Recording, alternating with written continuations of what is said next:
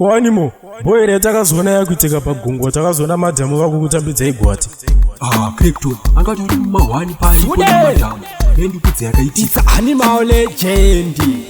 Dion, niwe Pekton. Ndakasvikirwa ndakakecha. Ndakasvikirwa ndakakecha. Yangu yekuda zvinhu yandinetsa. Yangu yekuda vakadzi yandishupa. Ndakasvikirwa ndakakecha. Ndakasvikirwa ndakakecha. Yangu yekuda zvinhu yandinetsa. Yangu yekuda vakadzi yandishupa. Ndikati ndasindoenda kupawa. Ndaive ndawina kunduka. Mai mwana musandibikire huwa. Ndasindoda kumbonotawa.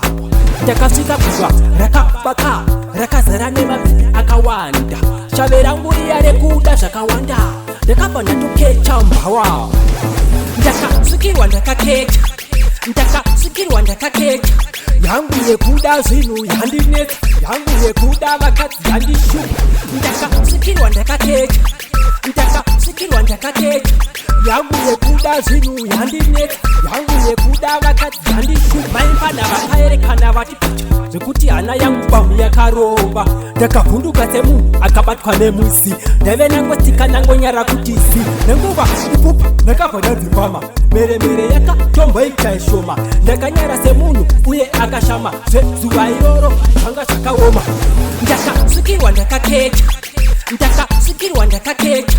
Yangu yekuda zvinhu yandinetsa. Yangu yekuda vakadzi yandishupa. Ndakasvikirwa ndakakecha. Ndakasvikirwa ndakakecha. Yangu yekuda zvinhu yandinetsa. Yangu yekuda vakadzi yandishupa. Ndikati ndasindoenda kupawa. Ndaive ndawina kunduka. Mai mwana musandibikire huwa. Ndasindoda kumbonotawa. Ndakasvika kuva rakabaka rakazara nemabhibi akawanda. Shave rangu riya rekuda zvakawanda. Ndakabva ndatokecha mbawa. Ndakasvikirwa ndakakecha. Ndakasvikirwa ndakakecha. Yangu yekuda zvinhu yandinetsa. Yangu yekuda vakadzi yandishupa.